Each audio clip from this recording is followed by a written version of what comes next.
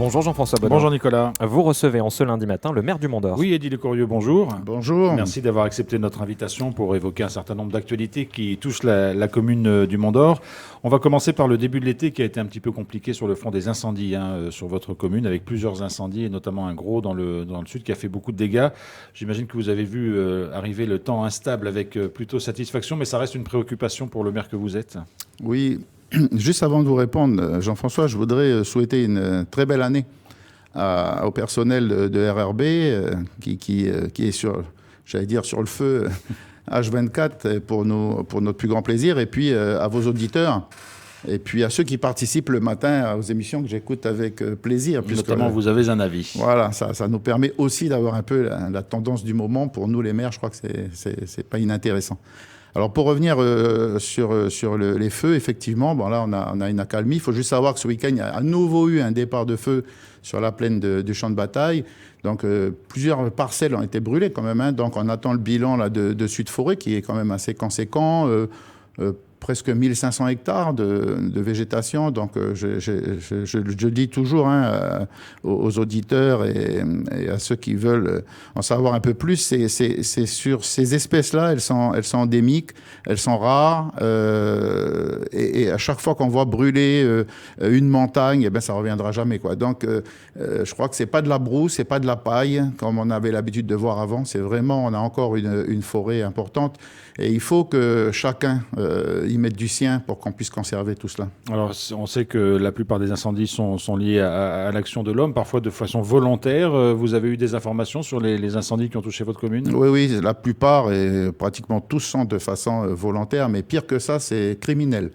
Je veux dire, avant, on faisait un feu de paille à côté de la maison et ça prenait dans le champ. Là, aujourd'hui, c'est carrément des gens qui mettent le feu. Il y a eu une mode cette année. Et vraiment, je demande à la justice d'être, mais sans concession, avec ces personnes. Alors, soit ce sont des personnes qui s'amusent, soit ce sont des personnes qui sont malades. Mais je crois en tous les cas qu'il faut aller au bout de... La justice doit vraiment faire son travail. Et j'invite vraiment le procureur à rien lâcher là-dessus. Alors, Eddy Lecourrieux, il y a 22 pompiers professionnels sur la commune du Mont d'Or. C'est beaucoup et c'est pas assez à la fois. Il faut trouver un équilibre. C'est compliqué. Alors, c'est beaucoup quand on a un fonctionnement normal de la commune, j'allais dire. Mais lorsqu'on arrive en été, c'est peu. Malheureusement, on peut pas, mettre en place un service en fonction. C'est comme quand on a un cyclone, on peut pas mettre service en fonction de ces périodes-là. Par contre, c'est l'occasion de remercier les forces de pompiers qui sont arrivées de la métropole, remercier le gouvernement qui nous les a mis à disposition. Remercier le gouvernement pour ses services, la DCGR qui est vraiment un service hyper équipé. Et surtout, je vous rappelle juste, à un moment de l'incendie, on a eu plus de 60 personnels sur place, qui est unique. 14 camions de pompiers, donc de Prony Ressources, de la province sud, du RIMAP, des services des communes à côté, d'Imbéa, Mont d'Or, Nouméa, enfin, tous ceux qui ont pu venir nous aider étaient sur place. Et à un moment, 3 hélicoptères bombardiers d'eau quand même. Donc je crois que les moyens sont là. La difficulté, c'est d'éviter de mettre ces feux, quoi. Un mot aussi, puisqu'on parle de l'actualité récente, de ce qui s'est passé cette nuit à Saint-Louis. Pas d'exaction depuis plusieurs semaines. Et puis là, visiblement, une petite poussée de fièvre. Alors ouais, j'en sais pas plus, mais ce matin, à 4h45, une voiture brûlée. Sur le bord de la route. Là, cette fois-ci, c'était au milieu de la route. Donc, il a fallu 3 quarts d'heure pour pouvoir remettre la circulation en place. Alors, c'est dommage parce que, écoutez, vous le disiez à l'instant, ça fait un bon moment que tout se passe bien. Puis là, on saura dans les prochains jours ce qui s'est passé. Est-ce que les vacances scolaires sont plus propices à du désœuvrement et donc à des exactions un peu plus fréquentes ? Non, pas plus. Là, je remercie les forces de gendarmerie quand même parce que Général Mathéos a dit qu'il allait mettre les moyens. Aujourd'hui, au Mont d'Or, il y a les moyens. Que ce soit la gendarmerie, que ce soit les services annexes, tout le monde est sur le pied de guerre. Et malheureusement, on ne peut pas faire sur des horaires H24. Mais en tous les cas, je pense qu'on trouvera les auteurs de cette infraction. Alors, Eddy Lecourrieux, l'actualité du Mont d'Or cet été, c'était aussi cette agression de la navette, enfin du chauffeur qui fait la navette jusqu'à Lillouin. Donc, ça veut dire que le service est suspendu aujourd'hui. Il n'y a plus de navette vers Lillouin. Comment vous allez pallier à cette difficulté ? Est-ce qu'il y a des solutions qui sont en train d'émerger ? Alors déjà, la personne qui a été agressée donc se porte bien.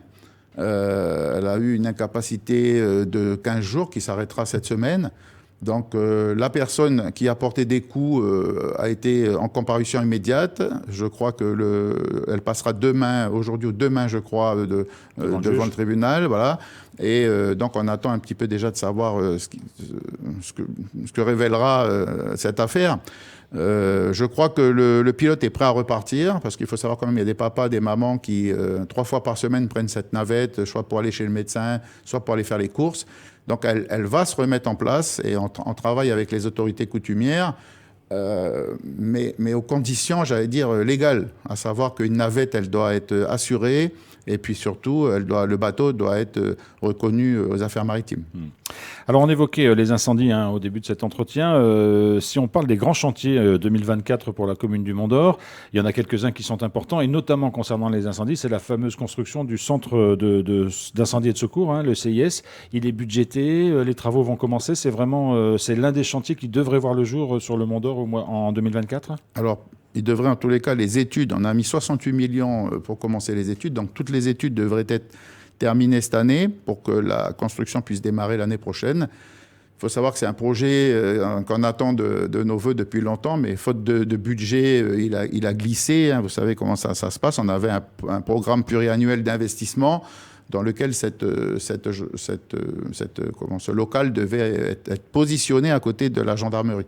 Alors là, on est encore en train de rechercher le lieu parce que c'est pas forcément adéquat, il n'y a pas un sol particulièrement bon, mais en tous les cas, c'est parti, et là j'en suis très, très fier. Donc, études en 2024 pour éventuellement un début des travaux en 2025. Tout à fait ça. Quels sont les autres grands chantiers de cette année 2024 pour la commune du Mont-d'Or ? On sait, il y a plusieurs axes qui sont mis en avant depuis plusieurs années, notamment la sécurité, l'environnement et puis la proximité avec les habitants. Sur ces points-là, quels sont les axes qui vont être importants en 2024 sur le Mont-d'Or ? Alors la sécurité, déjà, vous savez qu'on a mis d'énormes moyens ces dernières années. Donc la province nous aide sur les caméras de surveillance, l'État nous aide sur tout un tas de matériel, donc ça continuera l'année 2024. Mais je crois que ce qui était intéressant aussi, c'est de se positionner pour la population. Et c'est-à-dire, il y a un certain nombre de promenades, de parcs, de loisirs. On est en train de réaménager l'île au Bailly, là, qui a commencé cette année, avec des tables, des chaises, des bancs qui a été entièrement nettoyés. On va y mettre un ponton dans quelques jours. Il faut savoir que on va mettre une grande marina aussi sur le Vallon d'Or. Donc, on a les premières études qui sont cofinancées avec l'État pour voir un petit peu comment on va démarrer le chantier. On parlait du centre d'incendie et de secours. On a le quai d'apport volontaire qu'on va mettre sur la partie nord. On a un certain nombre de millions, de centaines de millions qu'on met sur les routes. Elles ont été fortement dégradées ces derniers temps. Alors vous projetez aussi peut-être de rallier le Mont-d'Or à Nouméa avec une piste cyclable. Ça fait partie des projets à plus long terme aussi. Oui, on s'était engagé pendant la campagne électorale pour tenter de rallier Nouméa. Donc ça prend forme tout doucement parce que là, l'État est en train de mettre en place des moyens pour poursuivre les études, pour commencer les études. Et j'ai bon espoir qu'avec la province et l'État, on arrive à rejoindre, et je crois que beaucoup de Mont-d'Oriens appellent de leur vœu cette piste cyclable. Alors Eddy Lecourrieu, comment un maire comme vous met tout cela en œuvre, parce que vous nous avez parlé déjà de budget, ça représente des millions, parfois beaucoup plus, ce type d'investissement. Vous le disiez, vous le dites régulièrement, les temps sont durs pour les maires des communes. On va reparler aussi du dossier NRK dans un instant.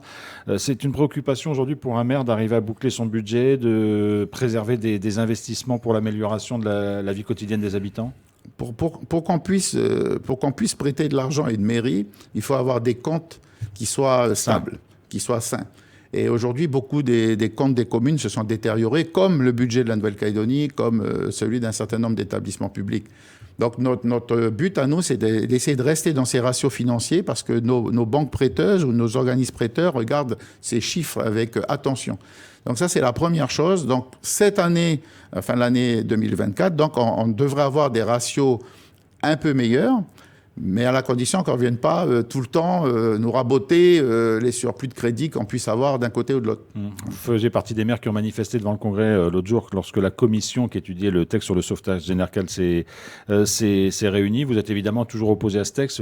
Pour vous, ce serait vraiment compliqué à la mairie du Mont-d'Or s'il entrait en vigueur ? Oui, j'expliquais à la commission, au président de commission qui ont bien voulu nous recevoir, cette association de maires, j'expliquais que c'est pas que les 100 millions qui vont nous prendre cette fois-ci, mais c'est déjà l'argent qu'on nous demande pour la dette, c'est l'argent qu'on nous demande pour payer plus le point d'indice du personnel, c'est l'argent qu'on nous demande pour le RUAM, c'est l'argent qu'on nous demande pour le SMTU, où on passe de 50 à 107 millions, c'est l'argent. Et quand vous mettez tout ça bout à bout, eh ben, nous, comme les foyers, eh ben, on pique du nez, quoi. Voilà. Et surtout, c'est qu'on n'a pas de visibilité à long terme. Donc, on nous dit, ben, dans 3 semaines ou dans 1 mois, va passer ce texte sur Enercal, ou dans 1 mois, va passer le texte sur la DEC.